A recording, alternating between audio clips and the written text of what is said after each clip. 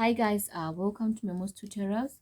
We are moving on with our sine rule, and this time around we are finding the missing angles together with the unknown angles with the unknown sides as well.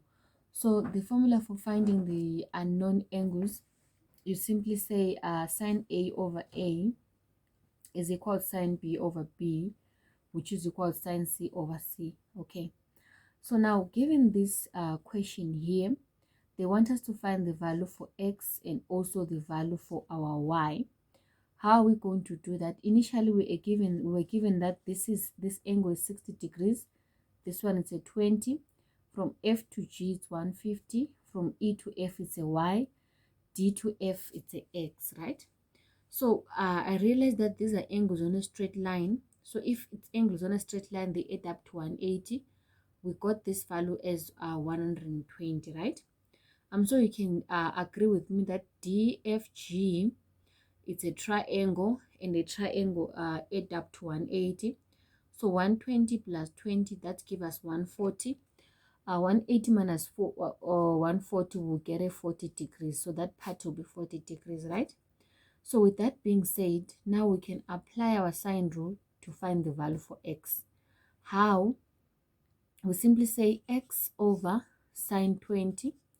X goes with sine 20, right, is equal to 150 goes with sine 40 is equal to 150 over sine 40. Okay, so after that, let's multiply by sine 20 both sides to clear the fraction. We can multiply by sine 20. We multiply this side by sine 20 as well. Sine 20 and sine 20, they will cancel. So our value for x is 150 sine 20 over sine 40, right? Let's punch that in our calculators. You punch your fraction button, you punch your 150, your sine, you click 20, you close the bracket, O divided by a sine 40, then you close your bracket like that. What are we getting as our value for x? It's 79.81. Rounding it off to one decimal place, it's just 79.8. Okay, that's our value for x, but that's not all what we want. We also want the value for y.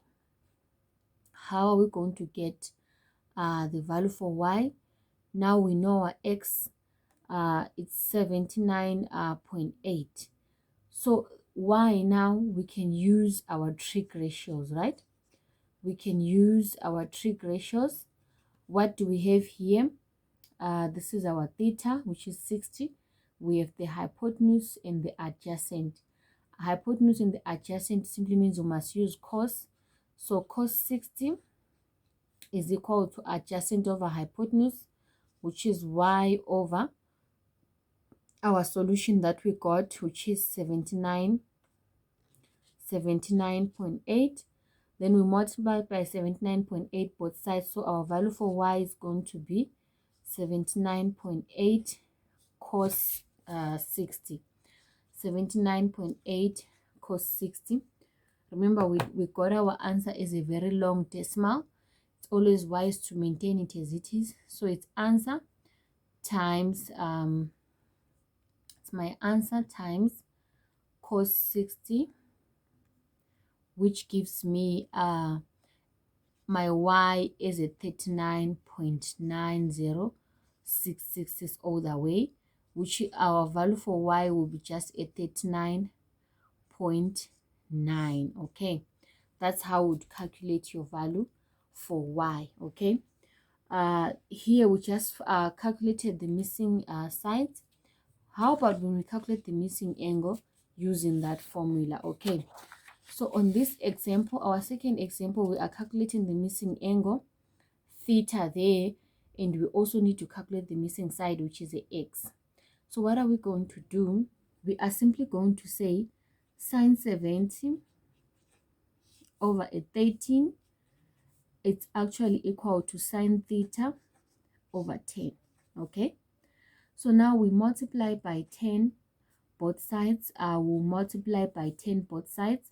So in other words, we will have sine theta being equal to 10 sine 70 over 13. But we don't want sine theta, we want theta. So theta is equal to arc sine, open bracket, 10 sine 70 all over a 13. Let's punch that in our calculator. We punch shift sine, the fraction pattern, then you punch your 10 sine 70. Don't forget to close your small bracket there for sine all over 13. Then you close your bigger bracket. You get your solution for value. Your value for theta is a 46.3, correct to 1 decimal place, right? I choose to store my answer. Where is my store?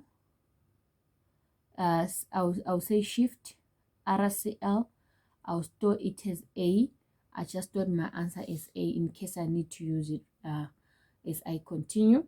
So theta, we now know it's 46.3. But what about x? Remember, angles in a triangle, they add up to 180. So we need to find this angle for us to be able to find the missing value, which is x, right? So finding that angle, I will simply say 180 minus 46.3 plus 70. So I have my answer. I can recall it as A. If I say A, let me say 180 minus open bracket, recall A, plus 70. Then I can get my exact value for angle B there, which is 63.7, correct to 1 decimal place. But then that's not what I want. I want the value for x. So I'll say x over sine 63.7 is equal to a 13 over sine 70. So to get my value for x, I will simply multiply both sides by sine 63.7. So it will be 13 sine 63.7 all over sine 70. So let's punch this on our calculator. Our answer, I'm choosing to store it as a B since I'm going to use it again. I'm pressing my fraction pattern and I'm saying it's a 13 sine recall B close bracket, O divided by a sine 70, close my bracket. What am I getting? I'm getting a 12.4. So my value for x, my final value for x is just a 12.4. Sorry, it's a bit squashed, but I hope you guys were following. And then the next question, on our next question now, they also want us to find the value for theta there and to find x and y. Please take note, 22 is 22 degrees, 114 is 114 degrees. So now with that being said, theta is just 180 minus 114 plus 22, right? Remember, angles in a triangle. I'm just going to punch that 180 minus open bracket 144 plus a 22 to get my value for theta. So theta is actually 14 degrees. In this case, our theta is 14 degrees. With that being said, now we can calculate our value for x and also our value for y. How are we going to do that? We are aware that 22 goes here, with our 7, right?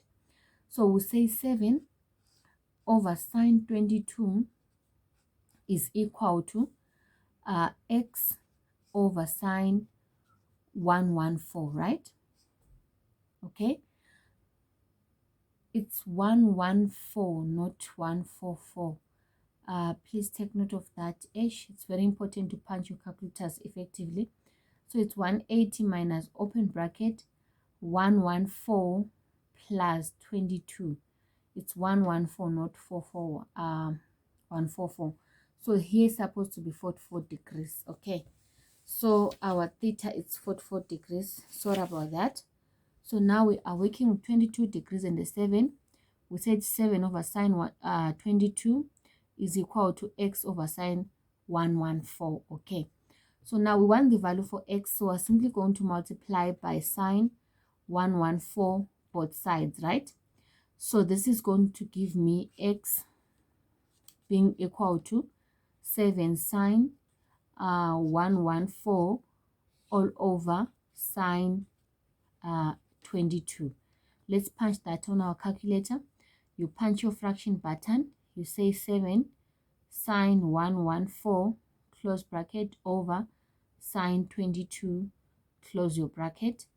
And what are you getting as a solution? Your value for x is 17.1 to 1 decimal place, right? And now moving on to finding FB, which is y. It's easy. We say y over sine 44, the theta we calculated, is equal to 7 over sine 22. We multiply again by, in this case, we multiply by sine 44 both sides. So our y will be equal to 7 sine 44 all over sine 22. Our value for y is equal to, we punch our 7 sine 44 close bracket over a sine 22 close bracket, and we are getting our value for y is a 12.98. Correct to 1 decimal place, this will just give us a y is a 13.0. Okay, hopefully you guys are following. Then the last one, which is the easiest one, here we are simply applying our trig ratios. We want to find theta. What are we given? We are given the hypotenuse and the opposite. Opposite over hypotenuse is sine. So it simply means sine theta is equal to, my opposite is 12 over 15. So theta is equal to arc sine 12 over 15, right? So you should know when to use sine rule and also when to use the trig ratios, right? So arc sine, we use trig ratios whenever we have triangles, right? Right angle triangles, not just triangles. Okay, arc sine 12 over 15, which gives me my theta is 53.1 degrees. Okay, on our next lesson